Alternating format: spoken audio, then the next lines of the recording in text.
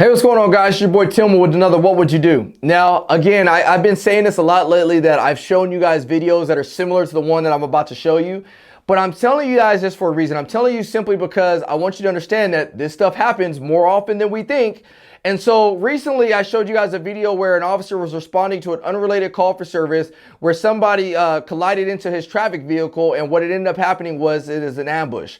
And so without giving you guys full disclosure of the video I'm about to show you, I want you guys to keep that in mind as we watch this video. Let's go ahead and take a look and see what I'm talking about. Whoa! Oh.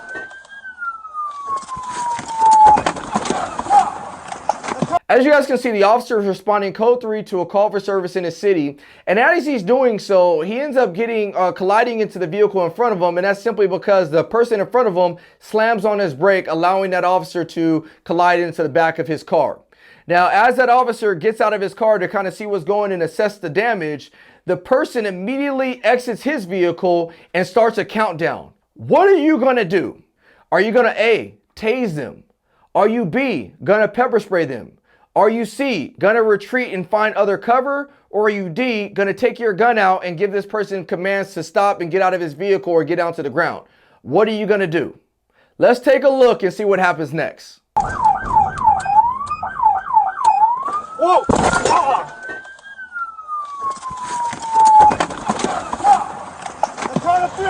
Put your hand down! Put it down! Put it down! Put it down!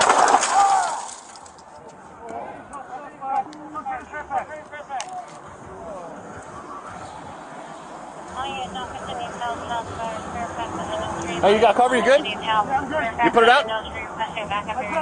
All right. You good? Yep. Hey, let me see your hand. Hey, roll to your stomach. All right, so as you guys can see, this situation ended up in an officer-involved shooting. As that person was counting down, what he was really counting down to was him pulling out a gun at that officer, and now it's a suicide by cop situation.